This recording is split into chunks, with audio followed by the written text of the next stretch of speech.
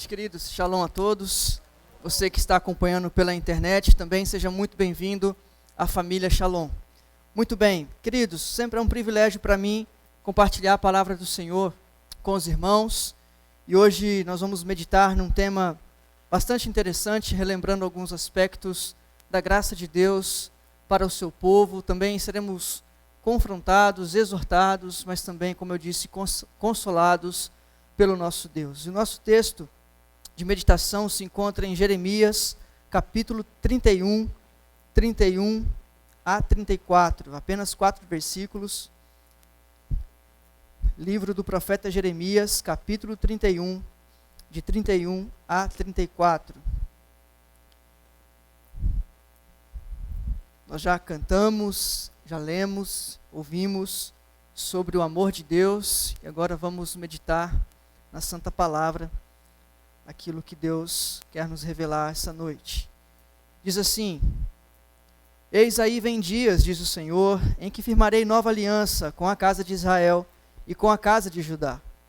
Não conforme a aliança que fiz com seus pais no dia em que os tomei pela mão para os tirar da terra do Egito, porquanto eles anularam a minha aliança, não obstante eu os haver desposado, diz o Senhor.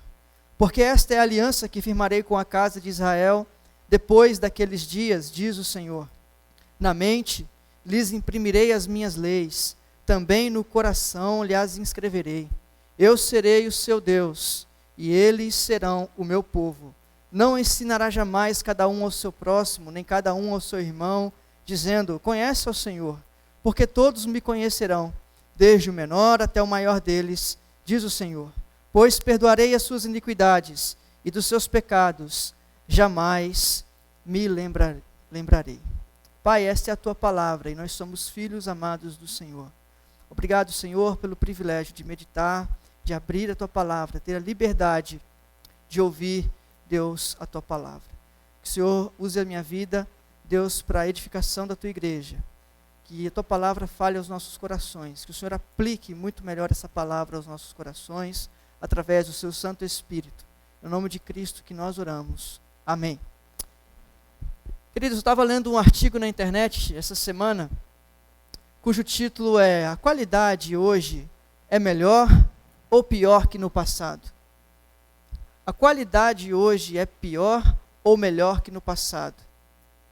E esse artigo estava afirmando assim: para se ter qualidade é necessário uma comparação com padrões ou requisitos. Quando um produto ou serviço não condiz com esses padrões ou requisitos definidos, deixa-se de ter qualidade. Sendo assim, a questão é, novamente a pergunta: a qualidade nos dias de hoje é melhor ou pior que no passado?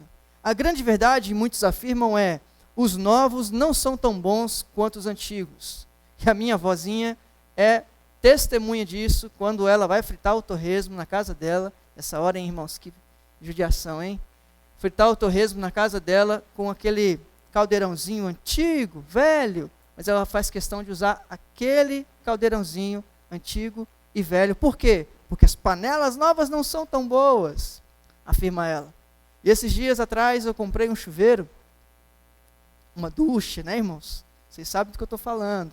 Aquela coisa boa, água forte, né? Água quentinha. Comprei, né? Todo orgulhoso, cheguei em casa, mostrei para a Vanessa. Fui instalar o chuveiro novo. E o chuveiro que está lá no apartamento, ali em cima, antigo, né, irmãos? Antigo, né? Os irmãos aí, os mais antigos sabem do que eu estou falando. E eu fui trocar, coloquei o chuveiro no lugar, né? A resistência, tudo bonitinho. Quando eu liguei o chuveiro, aquele clarão tomou conta do banheiro e o cheiro de fumaça tomou conta da casa. A casa ficou cheia, como diz a Bíblia, né? Foi tomada a casa pela fumaça. Não é o Santos dos Santos, não. É a fumaça do chuveiro queimado. E aí, falei: Senhor, paguei caro nesse chuveiro. Mas, eu chamei o Sr. Sérgio, né? Sr. Sérgio é o zelador da igreja. Sr. Sérgio, faz favor, eu estou passando um perrengue aqui. Não, fala, vou ali. Aí ele chegou, pegou o chuveiro, ele falou: cadê o chuveiro antigo? Eu falei: tá ali, já no lixo. Ele: não, pega ele lá. E o que ele disse? Os novos não são tão bons quanto os antigos. Ele falou exatamente isso.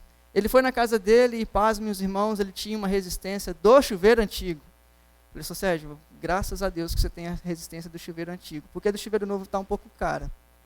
E aí ele trocou, e para a honra e glória do Senhor, o chuveiro antigo está trabalhando na bênção lá em casa, e o chuveiro novo está em escanteio. Então, se os irmãos souberem de alguém que está precisando de um chuveiro com resistência, eu estou aí para a gente negociar e, né, fazer essa doação aí. Mas é interessante que, como essa tensão de novo e antigo também está presente, né, essa qualidade, vamos dizer, do novo e antigo está presente no nosso texto. Eu acredito que o profeta Jeremias tomava banho frio mesmo naquela época, mas essa tensão entre novo e antigo está presente nos seus dias, tanto que no texto que nós lemos vai falar exatamente sobre algo novo e algo antigo. Na verdade, o texto vai nos mostrar o anúncio de uma nova aliança e o problema da antiga aliança.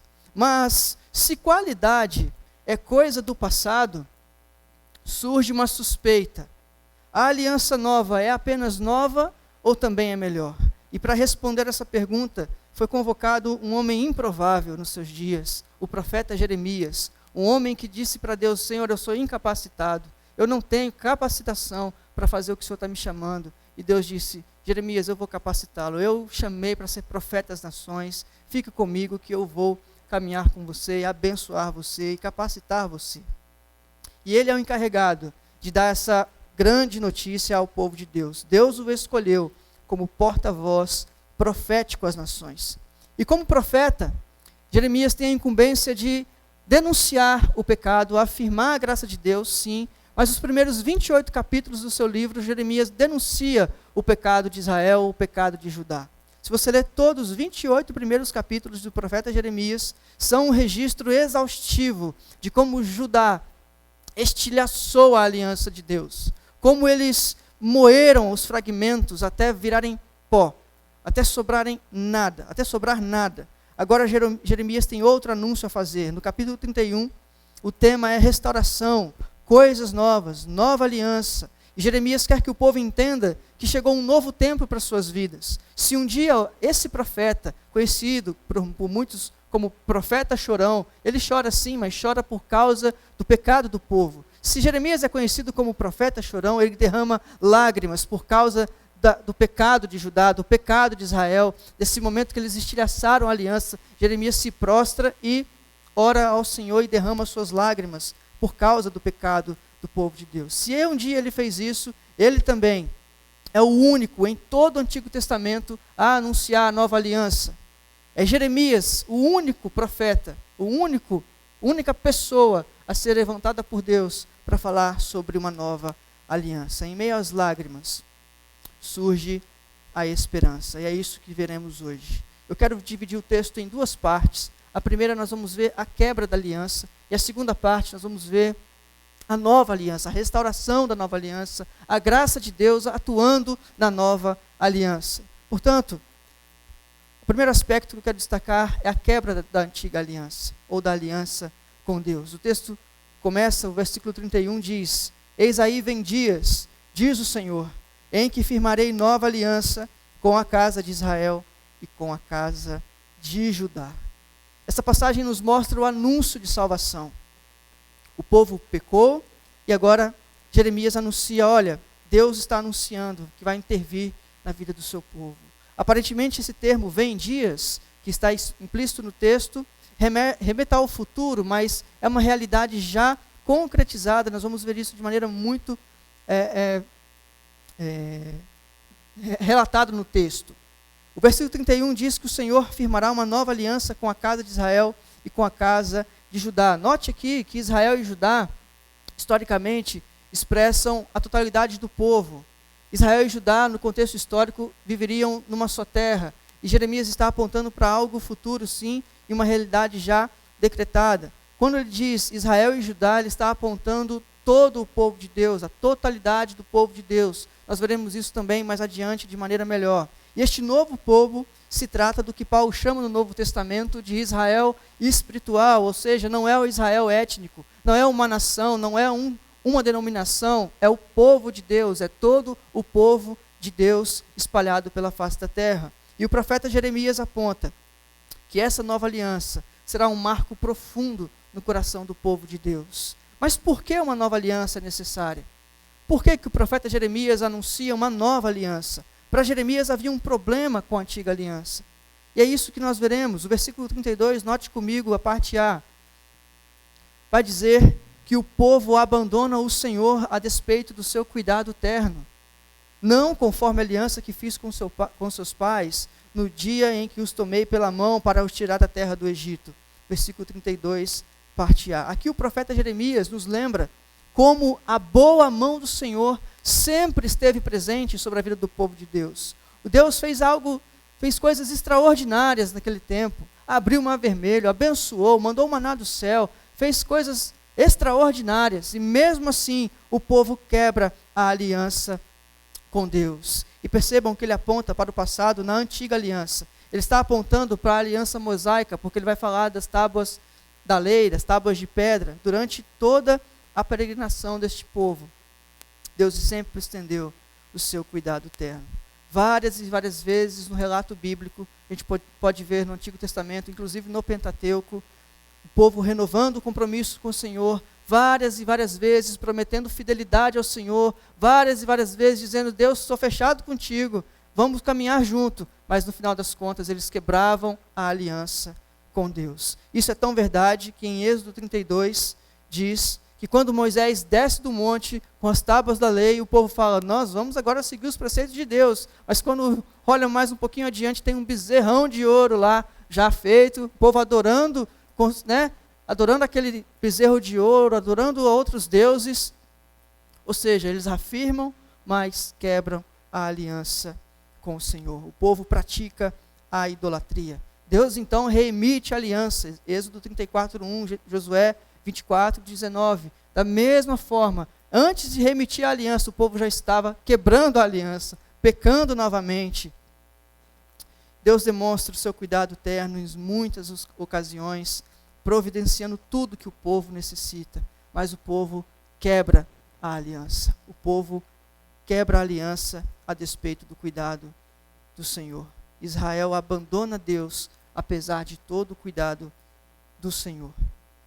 Deus cuida desse povo, Deus trata desse povo, mas Israel vira as costas para Deus. E o versículo 32b ainda continua.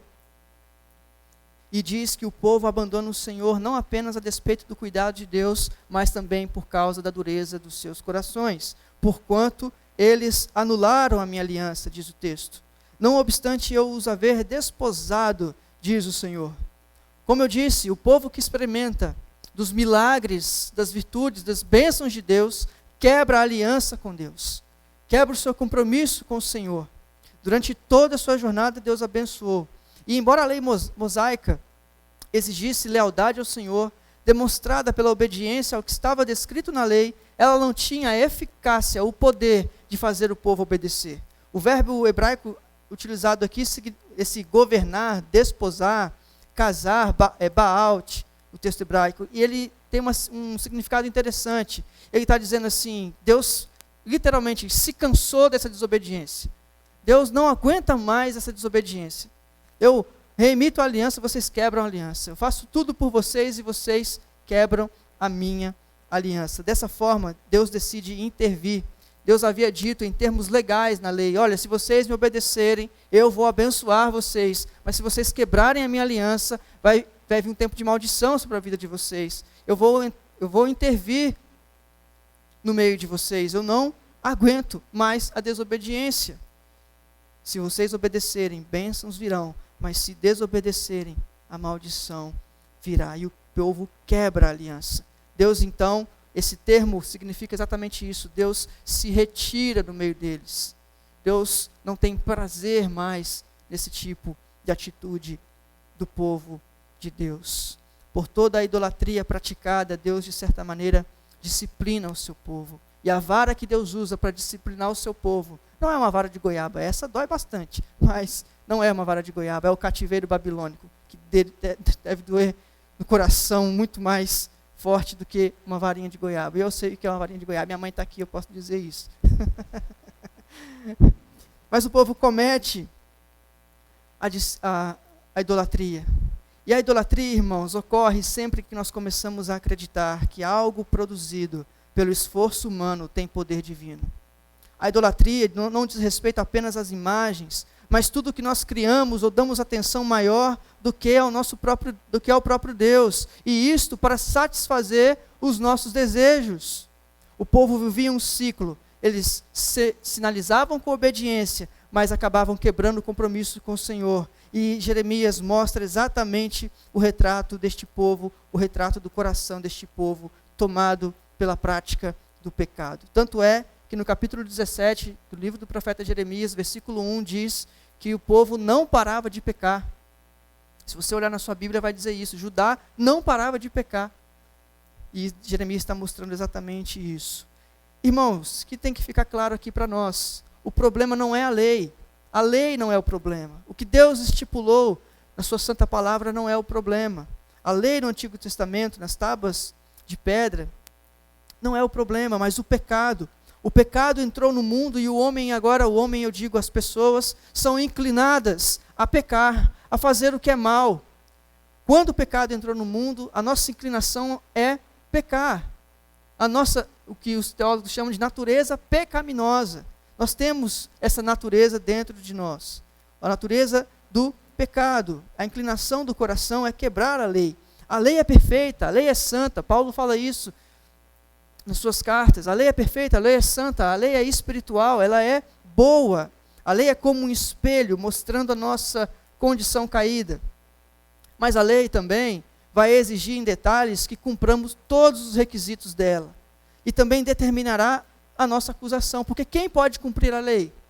Eu posso cumprir a lei? Eu não posso cumprir a lei. Nós não podemos. Ou seja, debaixo da lei, nós iríamos numa situação completamente complicada. Como diz o pastor Hernandes Dias Lopes, nós estaríamos fritos. Essa é a grande verdade. Mas a lei oferece uma saída. Todos os anos, o sacerdote levava até o Santo dos Santos, um lugar, o último ambiente do tabernáculo, levava o sangue de um animal que era sacrificado e colocava sobre a tampa da Arca da Aliança, e essa tampa se chamava propiciatório, e o sangue colocado do animal ali escorria sobre a lei, ou seja, cobria a lei. Mas aí, mesmo assim, o povo pecava, vai lá, oferece sacrifício, peca de novo, oferece sacrifício, peca de novo, oferece sacrifício. Não tinha eficácia de salvar, da salvação. E eles achavam que estavam sendo leais a Deus, quando na verdade os seus corações estavam distantes do Senhor. O que acontecia de fato no Antigo Testamento era o seguinte: trata-se aqui de uma proposta baseada em pressupostos de justiça própria. Isto é, o conceito de que as atitudes de justiça por parte de uma pessoa, de um indivíduo, concederão a eles direitos em relação às bênçãos de Deus. As pessoas começam a passar e começam a acreditar que Deus tem uma vida melhor para elas a partir da sua justiça própria, daquilo que ela acha ser o correto, do seu conjunto de regras para que Deus me abençoe. Isso não é evangelho, isso se chama religião. É um conjunto de regras que eu coloco como minha moral ética para que eu cumpra aquilo, para que Deus me abençoe. Isso é justiça própria, não é o evangelho. De forma prática, essa proposta funciona assim: a pessoa aprende que quanto mais íntegra for a sua vida, maiores serão as bênçãos de Deus sobre ela. Então ela passa a tentar agradar a Deus com atitudes humanas, com esforço próprio, com justiça própria, de acordo com os princípios bíblicos que foram aprendidos. Ela se esforça muito e, como não consegue cumprir tudo que está descrito naquilo que ela colocou como lei para a sua vida, ou a lei de Deus para a sua vida, ela começa a ter um sentimento, brota no seu coração um sentimento de culpa. Culpa, aí vem a culpa. Eu culpo o outro, eu culpo a igreja, eu culpo Deus, eu culpo todo mundo. Eu me sinto culpado até demais. Então você fala para uma pessoa que tem um sentimento de culpa, ela vai dizer: não, mas eu sou pecadora. Não, mas Deus resgatou. Não, mas eu sou pecadora, eu sei que eu sou pecadora. Ela se sente tão pecadora que ela se isola e ela não quer fazer parte, porque o sentimento de culpa está tomando conta do seu coração.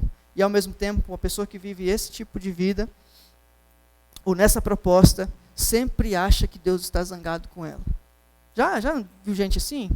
Você conversa com a pessoa, tudo, parece que Deus está zangado com ela, ela reclama de tudo, reclama de Deus, reclama da vida, e Deus está me castigando, não, isso é seta, isso é Deus, isso é aquilo, e começa a falar. Pessoas assim passam a viver sob o peso da lei, e não pela verdade da graça. E talvez, queridos, nós nos esquecemos da verdade bíblica, como esse povo de Deus aqui, o povo do Senhor no Antigo Testamento, também tenha se esquecido. Nós, como igreja brasileira, talvez também tenhamos esquecido disso.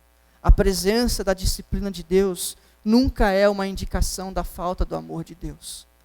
A presença da disciplina de Deus nunca é a indicação da falta do amor de Deus. Ao mesmo tempo, muitos hoje na nossa cultura, e eu falo cultura no seio cristão, afirmam crer nas Escrituras, afirmam que conhecem a Jesus, que amam a Jesus, que crê nesse Deus que se revela através da palavra de Deus, mas elas passam a criar mecanismos, retiram verdades que confrontam o ego. O evangelho passa a ser inofensivo. É o evangelho das bênçãos, o evangelho do Deus que me dá as coisas, Deus que me dá a vitória, do Deus que pode fazer tudo por mim. É aquele evangelho gostosinho de se ouvir. Ai, que culto maravilhoso, que bênção, porque foi pregado um evangelho que satisfaz o ego das pessoas, não um evangelho que confronta o nosso pecado, não um evangelho que coloca como espelho a nossa condição de pecadores, de necessitados de resgate e da graça do Senhor. A advertência, portanto, é para nós também como igreja. Em outras palavras, o que Deus desejava para esse povo era não tolerar o pecado, não andar conforme os seus próprios caminhos, os seus próprios pensamentos. E isso também serve para nós. A igreja cristã brasileira, a igreja cristã, a igreja genuína de Cristo, não pode tolerar o pecado, não pode aceitar o que Deus não aceita. Não é essa a vontade de Deus para nós. Nós não podemos abrir mão do evangelho que nos confronta, do completo evangelho de Cristo Jesus. A obediência de Israel estava condicionada à capacidade humana. Pensava, bom, se eu guardar tudo certinho, eu vou ser abençoado por Deus, justiça própria. Mas quem consegue guardar a lei por completo? O escritor cristão A.W. Tozer diz o seguinte: um novo decálogo, 10 mandamentos, foi adotado pelos cristãos em nossos dias. E a primeira frase diz: tu não deves discordar. Além de um novo grupo de bem-aventuranças que começa assim: bem-aventurados os que toleram tudo, porque eles não serão responsáveis por nada. Há um novo decálogo no meio cristão, que nós precisamos nos atentar. Não é esse o evangelho. E a pergunta muito séria que nós precisamos refletir, você diante de Deus, eu diante de Deus, é dizer, o que no evangelho se tornou obsoleto para a minha vida cristã? Quais concessões, e são concessões que às vezes são fatais para a nossa vida, quais concessões temos feito para tornar o evangelho agradável e inofensivo? O fato é que precisamos de resgate. O que Deus desejava para o seu povo era exatamente não ser tolerante com o pecado. E ele então decide entrar na história para mudar esse retrato, para mudar esta realidade. Quando Deus intervém nessa ação de desobediência, ele não cria mais um mecanismo para desencargo de consciência, ou um mecanismo para dizer para você fazer o que você quer ou o que eu quero. Ele não faz isso, não, pelo contrário. Deus chama o pecado de pecado, mas uma vez por todas, ele vai resolver esse problema. Como ele faz isso? Já que a gente viu a nossa condição frente à lei, agora nós podemos mergulhar nas profundezas da graça de Deus, na nova aliança que ele anunciou na sua santa palavra. Na antiga aliança, aquele que pecar certamente morrerá, mas na nova aliança, não. E nós vamos ver o porquê. E esse é o segundo aspecto que eu quero destacar com os irmãos. A graça de Deus na nova aliança. Para nos mostrar o quanto nós somos falhos e quantos nós necessitamos de redenção, Jeremias não fala apenas da quebra da antiga aliança, ele anuncia a nova aliança, como essa nova aliança vai operar de maneira diferente na vida dos cristãos, na vida dos filhos amados do Senhor. E o versículo 33a, acompanhe comigo, diz: porque esta é a aliança que firmarei com a casa de Israel depois daqueles dias, diz o Senhor. Nessa parte do texto há uma verdade impressionante. Deus se lembra do seu povo, Deus se lembra de você, Deus se lembra de mim. A situação do povo de Deus é extremamente complexa. Deus agora vira para o seu povo e diz: chega de viver assim, eu estou entrando na história de vocês, eu vou intervir, o pecado não vai ter a última palavra sobre a vida de vocês, eu sou Deus Todo-Poderoso. E ele se lembra, e ele diz: eu vou firmar uma aliança com a casa de Israel, ou seja, um novo povo será constituído, ou posso dizer já, um novo povo foi constituído pelo próprio Deus. Deus está afirmando: eu não me esqueci de vocês. Se no Antigo Testamento o povo necessitava de um sacerdote todos os anos para oferecer sacrifícios e derramar o sangue, agora na nova aliança, você e eu não precisamos mais de mediadores, nós não precisamos mais oferecer sacrifícios de animais ou qualquer outra coisa estipulada pela justiça própria. Por quê? Porque agora nós somos o povo de Deus, nós somos sacerdócio real, nação santa, povo de propriedade exclusiva de Deus. Na nova aliança, nós somos o povo de Deus. Mas o versículo 33b diz: na mente lhes imprimirei as minhas leis, também no coração lhes inscreverei. Deus não apenas se lembra do seu povo, mas Ele restaura o seu povo, Ele regenera o seu povo. Ele faz uma mudança aqui muito profunda. É uma mudança de dentro para fora. Ele está dizendo: no coração de vocês a minha lei vai ser impressa, vai ser um carimbo que ninguém pode apagar.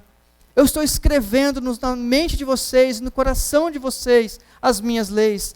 Dentro de vocês habita agora as minhas leis. Está escrito as minhas leis. E isso acontece por uma coisa chamada regeneração.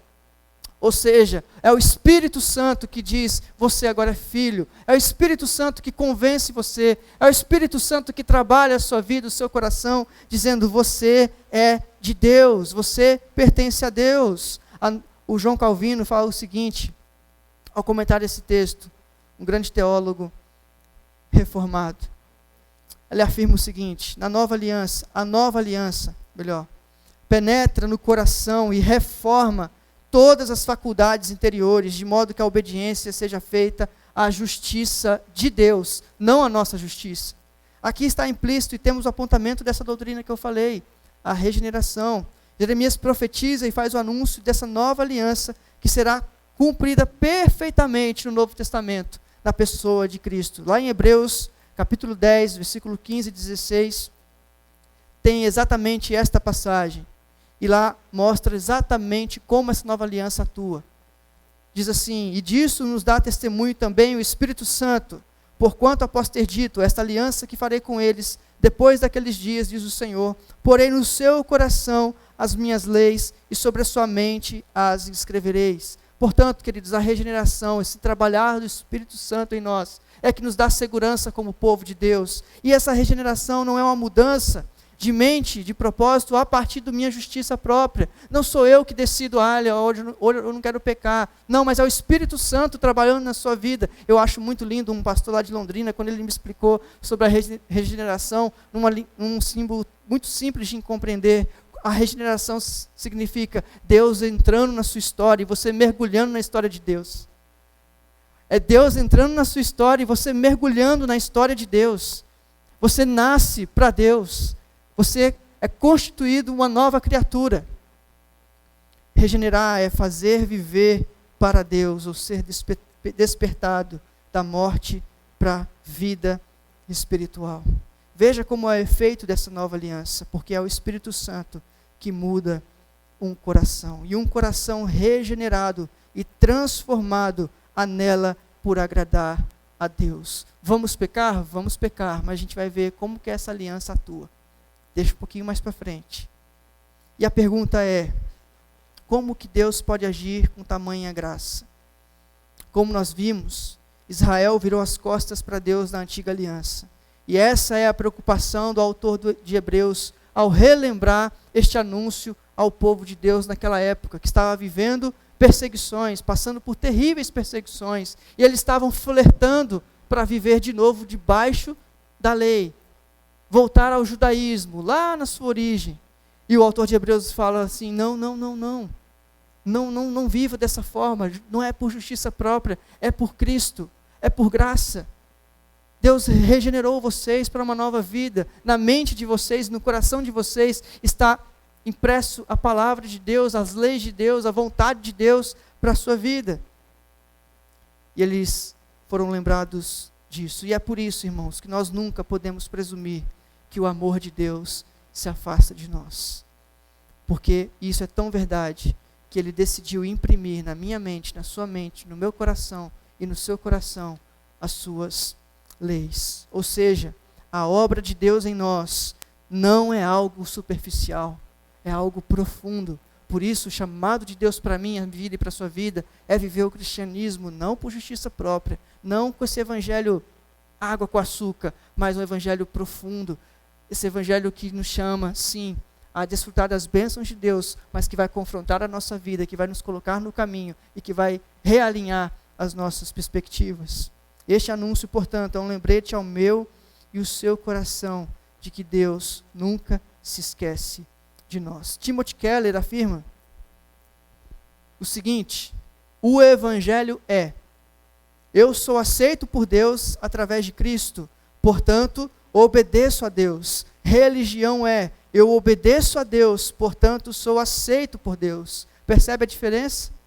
O evangelho é: eu obedeço a Deus, eu sou aceito por Deus através de Cristo, portanto, eu obedeço a Deus. A religião, diferente. Eu obedeço a Deus, eu cumpro todas as coisas para ser aceito por Deus, por justiça própria. E não é sobre esforço próprio, é sobre graça de Deus. Como pode pessoas, pecadores, pequenos e falhos como nós, sermos tão importantes para Deus, que é grande e imutável?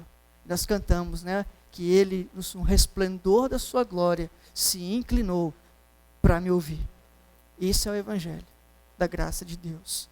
O versículo 33, a parte C ainda diz: além de Deus se lembrar do seu povo, além de Deus regenerar o seu povo, restaurar o seu povo, o povo passa a pertencer a Deus. Há um relacionamento com Deus. Deus relacionando-se com o seu povo e o seu povo relacionando-se com Deus. Isso é verdade porque a lei de Deus está na minha mente, está no nosso coração.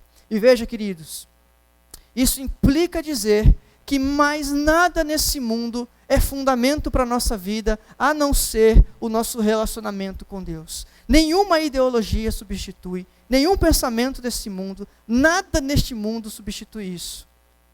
O fundamento da nossa vida, nós caminhamos nessa vida sob o senhorio de Deus, mais nada. É Deus a nossa vida. É Deus que é o meu Deus, o meu Pai de amor. Portanto, na nova aliança, é porque fomos alcançados por essa graça, que não mais temos prazer no pecado. Pecamos, sim, mas não temos mais prazer nele. Por isso é necessário fazer uma autoavaliação. A lei de Deus está no meu coração. Eu estou vivendo sob o senhorio de Deus. A minha vida está pavimentada sobre a verdade do Evangelho, sobre a presença de Deus, ou na presença de Deus. O que Deus está dizendo é: eu formei um novo povo, e esse novo povo se chama igreja. Não é a igreja presbiteriana, é o povo de Deus espalhado em toda a face da terra, um povo que confessa Cristo e prega o Evangelho e vive o Evangelho da graça de Cristo, para que crê na morte e ressurreição de Cristo. Esse é o povo de Deus. E se a promessa de restauração e de mudança de mente, fica a reflexão para nós essa noite: eu tenho identidade, eu tenho propósito, eu tenho um chamado, eu sei quem eu sou em Cristo Jesus, só que eu tenho me comportado como igreja, eu tenho me comportado como povo, eu que sou corpo eu sou do corpo de Cristo, parte desse povo de Deus, que Ele criou na nova aliança, eu obedeço ao cabeça que é Cristo, eu sei que o meu papel como parte, na participação do corpo de Cristo, eu pertenço de fato ao corpo de Cristo, porque na pandemia cresceu o número de pessoas que afirmam, eu amo Jesus, glória a Deus, eu amo Jesus, Jesus é maravilhoso, mas não quer nenhum compromisso com a noiva de Cristo. Não, afirma, não, eu conheço Jesus, eu sei que Ele é bom, eu sei que Ele me abençoa no trabalho, eu oro nas refeições, a Deus, mas eu não quero nenhum compromisso com a igreja. Não há como desassociar, queridos, falar, amar o noivo e odiar a noiva. Amar a Cristo e não querer relacionamento com o povo de Deus. Eu respeito muito, irmãos, quem não pode vir na igreja agora, nesse tempo de pandemia, respeito de verdade, mas nós não podemos, e cai por terra aqui, aquela ideia de ser consumidores de espiritualidade, de fé, de culto. Hoje eu ouço um, hoje eu ouço outro, amanhã eu ouço outro, mas para a igreja eu não quero compromisso não. Não, se você está aqui, quando nós nos ajuntamos, nós somos o povo de Deus aqui, e nessa adoração gostosa, sobe como aroma suave ao Senhor, é olhar no outro, é cumprimentar, é amar uns aos outros, é suportar uns aos outros. Isso é povo de Deus. Quando nós saímos daqui, nós saímos em missão no mundo para manifestar as grandezas de Deus. Não há como desassociar. Eu amo Jesus, mas eu não quero compromisso com a igreja. Não há. Não há. Deus fez um novo povo para pertencer. Tanto é que João 13,35 diz, nisto conhecerão todos que sois meus discípulos, se tiverdes amor uns com os outros. O que ele está dizendo aqui? Que um ao outro, meu amor um com os outros, revela como eu sou um cristão. O suportar uns aos outros, o amar uns aos outros, revela como eu posso ser, como eu sou um cristão. O que está implícito na nova aliança é exatamente isso. Eu serei o seu Deus, ou seja, nada mais pode servir como Senhor da minha vida. E vocês serão o meu povo, isto é, um chamado para pertencer à igreja. Eu gosto muito dessa frase. A igreja não é um lugar para frequentar, é uma família para pertencer. A igreja não é um lugar para frequentar, é uma família para pertencer. Hoje eu sou de uma outra denominação, eu estou aqui visitando, amém, mas você pertence ao povo de Deus e logicamente, consequentemente, a uma denominação.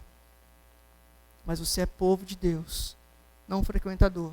Você é povo de Deus. Portanto, a nova aliança nos lembra que como um povo, pecador sim, mas unido, redimido, salvo, nós manifestamos no mundo as virtudes do Senhor. Nós precisamos compreender isso, que a nova aliança nos lembra que nós não somos merecedores.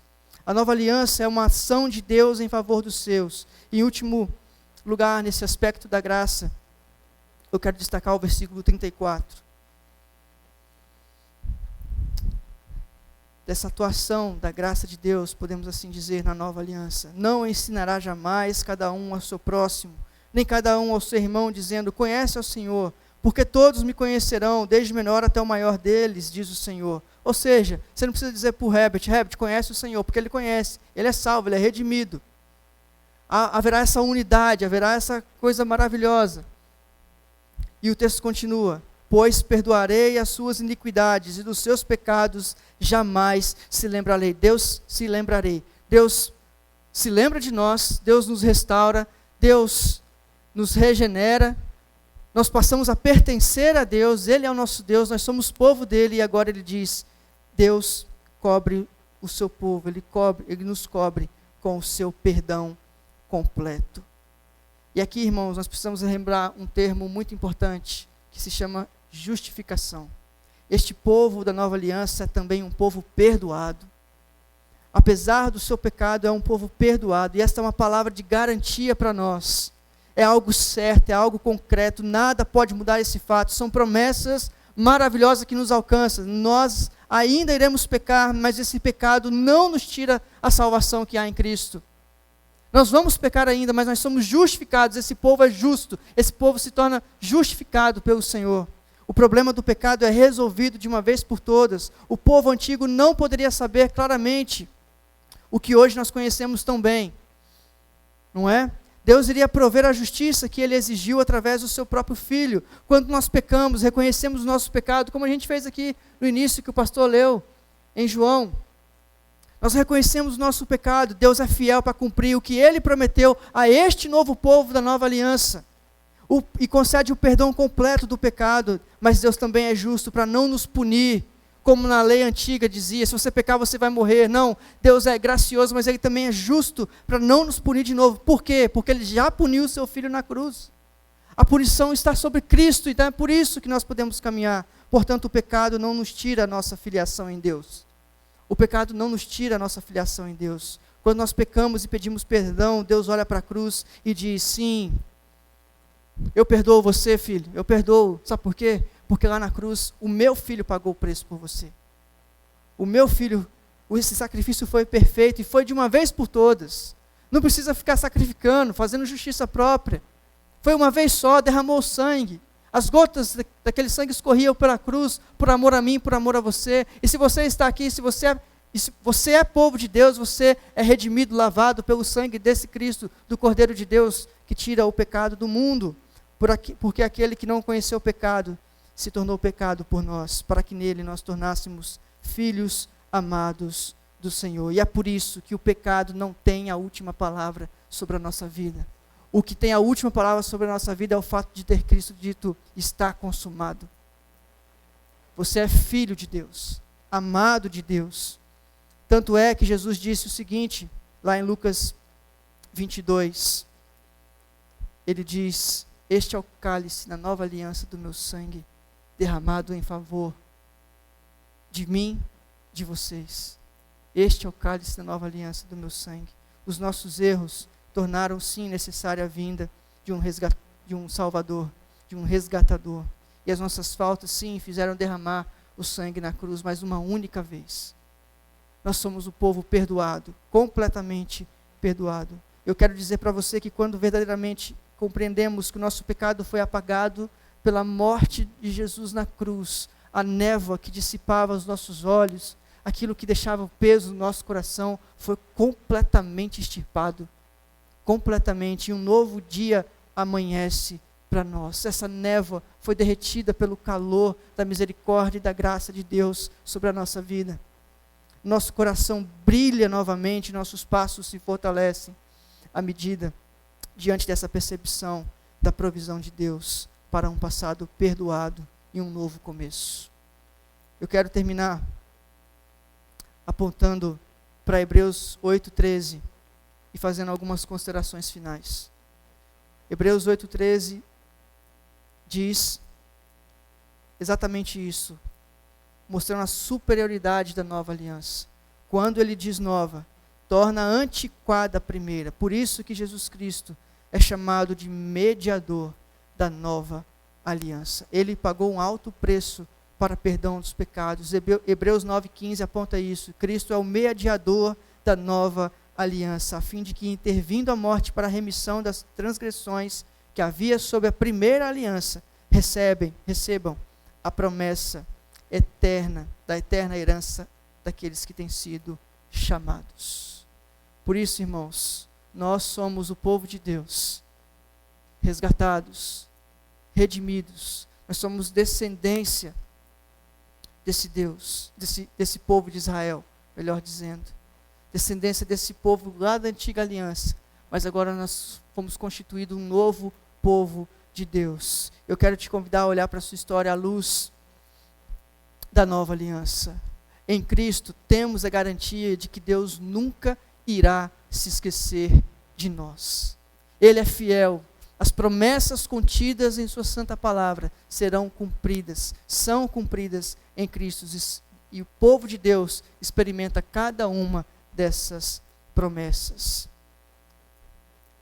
Deus também nos restaura, porque em Cristo nós fomos regenerados e restaurados. Os braços do Senhor estão abertos para você e para outras pessoas que ainda vão ser inseridas neste novo povo da aliança. Os braços eternos do nosso Deus estão abertos para inserir novas pessoas. E o que você vai dizer diante desse amor maravilhoso? Na adolescência, eu tive que fazer essa oração: Senhor, eis-me aqui. Eu quero consagrar a minha vida a Ti. Eu quero manter a minha fidelidade ao Senhor. Não porque eu sou bom, mas porque eu entendi que o Senhor me amou primeiro. A Bíblia diz isso: Ele nos amou primeiro. A graça de Deus nos lembra que nós somos amados porque Ele se afeiçoou a nós antes que o mundo fosse mundo, antes da fundação do mundo. Deus estabeleceu um relacionamento e em Cristo fomos feitos filhos de Deus, filhos amados do Senhor. Deus cobriu também a sua vida em Cristo com o perdão completo dos pecados. Todos os pecados foram apagados. E o texto diz: de nenhum deles sequer Deus se lembrará. Nós pecamos, mas é por causa da justiça de Deus em Cristo nós temos o perdão. A promessa é cumprida, está perdoado. Vocês estão perdoados. Portanto, queridos, este povo da aliança é um povo redimido. E é um povo que Deus escolheu para continuar o ministério de Jesus na terra. Você é o povo de Deus, você está aqui. Quando você se levantar, você sai em missão do mundo. E as pessoas olharão para você e dirão: esse irmão, essa irmã tem um Deus. E eu quero servir a esse Deus, porque eu estou vendo nela a graça, a misericórdia, a bênção do Senhor, a alegria do Espírito Santo, as virtudes do Senhor na vida dela. Queira se colocar de pé neste momento? Queria que você olhasse para o seu coração agora. E não há nada mais confortador para a nossa vida do que nos lembrar: Deus tem um pacto comigo. Deus tem um pacto comigo. Ouça essa canção diante de Deus agora, mesmo de pé, e deixe essa palavra fazer sentido para você como povo de Deus. Depois nós vamos orar abençoando. Nós você. Estamos debaixo da graça divina. As correntes do pecado já não podem nos prender. Amém. Jesus é mediador de uma nova aliança, sumo sacerdote, o nosso Senhor. Sepultados com Cristo, ressurgimos com Ele, para a glória do Pai, por seu grande poder, que nos faz prosseguir, firmes para o alvo, em novidade de vida. Graça, abundante graça, revelada em Jesus, o presente de Deus a nós. Graça, abundante graça, justo e justificador. Jesus é o nosso Senhor. Sepultados com Cristo, ressurgimos com Ele, para a glória do Pai, por seu grande poder, que nos faz prosseguir, firmes para o alvo, em novidade de vida. Graça, abundante graça, revelada em Jesus, o presente de Deus a nós. Graça, abundante graça, justo e justificador. Jesus é o nosso Senhor. Jesus é o nosso Senhor. Aleluia. Não podemos terminar este culto sem a resposta diante dessa graça de Deus que nos alcança de maneira sobrenatural e maravilhosa. Portanto, mais uma vez nós queremos consagrar, Senhor, as nossas vidas ao Senhor. Nós nos entregamos como ofertas ao Senhor. Oh, Pai, assim como diz em Romanos 12, nós queremos ser totalmente do Senhor, completamente do Senhor. Nós temos essa segurança, ó Deus, mas que nós possamos dia a dia relembrar e viver esta realidade na nossa vida.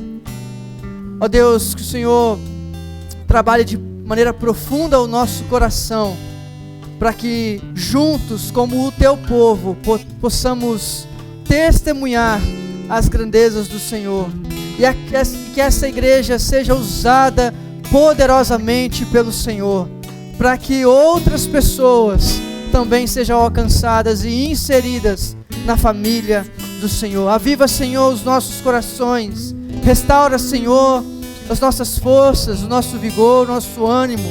Dá-nos, ó Deus, mais do Teu Espírito cada dia. Ó Deus, se porventura há alguém passando por um momento de aridez na prática da oração, na leitura bíblica, Deus, na busca pelo Senhor, que o Senhor possa restaurar, Deus, mostrar e manifestar o Teu amor sobre cada um, ó Deus. Vem, Santo Espírito do Senhor, e trabalhe profundamente as nossas vidas. E obrigado, porque nós somos o Teu povo e o Senhor é o nosso Deus. Nós pertencemos ao Senhor. Obrigado por tamanha graça que olhou para nós. Apesar de não sermos merecedores de nada, o Senhor derramou gotas de sangue, todo o seu sangue naquela cruz, e as mesmas mãos que foram cravadas na cruz são as mãos que regem a nossa história, que está sustentando as nossas vidas e guardando, Deus, no Teu poder as nossas vidas. Ser com cada um, dá-nos, ó Deus, uma semana abençoada, tremenda, de vitória, e mesmo diante dos desafios, possamos nos lembrar que nós somos o povo da aliança, o povo que jamais será abandonado, porque o Senhor Jesus prometeu presença nas nossas vidas. Em nome de Cristo Jesus, amém e amém. Você pode aplaudir o Senhor em nome de Jesus. Graça,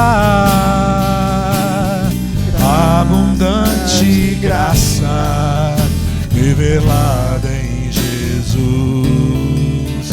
o presente de Deus a nós. Graça, abundante graça, justo e justificador. Jesus é o nosso Senhor.